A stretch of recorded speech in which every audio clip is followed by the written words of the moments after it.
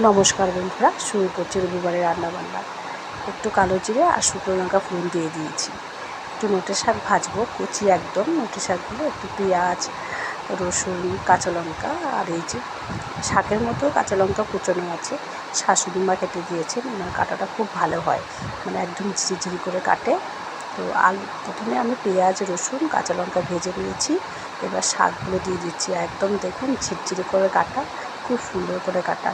আর এরকম শাক রান্না করতে ভীষণ ভালো লাগে। আমার তো শাক খেতেই ভীষণ ভালো লাগে, শাক সবজি আমার ভীষণ প্রিয়। তো এটা হয়ে এসছে, এবার নামিয়ে দেবো। আজকে বিশেষ কিছু রান্না করবো না, শুধু শাক ভাজা আর মাছের ঝোল। কেননা অনেক খাবার আছে, কালকে দেখেছেন অনেক কটা পদ হয়ে গিয়েছিলো, আর রাত্রেবেলা চিকেন আছে। এই জন্য আজকে চিকেনটা করার প্রয়োজন পড়বে না, রাত্রেবেলা চিকেন চলে আসবে আর কি। ওই জন্য এটা ভাজা হয়ে গেছে, নামিয়ে দিচ্ছি। সাধারণত চিকেনটা বড় ছেলের জন্যই করতে হয়, কিন্তু আজকে যেহেতু বড় ছেলের অনেক খাবার আছে, বিশেষ করে ওর আছে ধোকার ডালনাটা রয়ে গেছে, তারপরে একটু টক ডাল আছে, একটু সবজি আছে, অনেকটাই আছে। ওই জন্য মাঝে মধ্যে দুটো পদ করতে হলে খুব ভালো লাগে। এই যে ভিজেছিল বোয়াল মাছ আর দুটো ট্যাংরা মাছ, এটা ভালো করে নুন হলুদ দিয়ে, মানে নুন দিয়ে ভালো করে ধুয়ে নেবো আর কি। একটু ফ্রিজে ছিল তো ওই জন্য। কদিন আগে কটা করেছিলাম, সেটা আপনাদের দেখিয়েছিলাম কালো জিরে বাটা দিয়ে। আর আজকে করবো এটা ঝাল একদম, কী বলবো, পেঁয়াজ রসুন টসুন দিয়ে কষিয়ে। তো এটা ভালো করে নুন হলুদ আর একটু ময়দা, সাদা সর্ষের তেল ভালো করে মাখিয়ে নিচ্ছি। এই যে বোয়াল মাছের মোটা চামড়াটার জন্য ভালোভাবে ফোটে আর কি, তখন গায়ে লেগে যায়।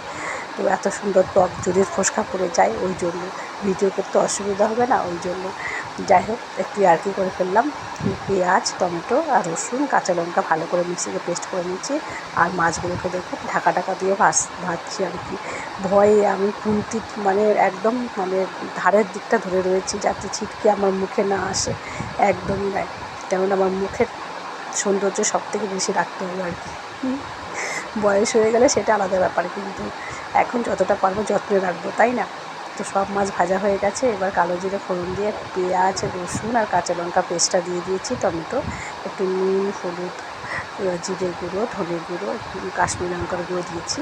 আর এমনি লঙ্কার গুঁড়ো দিইনি একদম, কেননা ছোটো ছেলে এটা খাবে, আর এটা ঝাল হলেও একদম খেতে পারবে না। আর কাঁচা লঙ্কা পেস্ট অনেকগুলো পড়ে গেছে।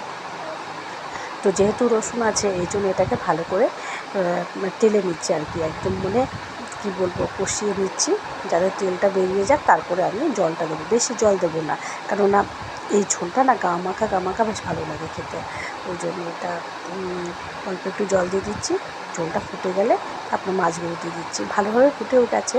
এবার ভাজা মাছগুলো দিয়ে দিচ্ছি। দুটো ট্যাংরা আছে, আমার ছোটো ছেলে পাশে এসে বলছে আমি এই ট্যাংরা মাছগুলো আমি খাবো, ও একবার দেখে গেছে। তো ভীষণ ভালো লাগে ট্যাংরা মাছ খেতে। তো এটা ভালোভাবে ফুটিয়ে নিচ্ছি, আর ব্যাস, এই দুটো রান্নাই হয়ে গেল আমার। আজকে রবিবারে রান্নাবান্না শেষ হয়ে গেল। যাই হোক বন্ধুরা, তোমাদের কি রান্না হলো জানাতে ভুলো না। সবাইকে শুভ দুপুরে শুভেচ্ছা জানাই, টাটা।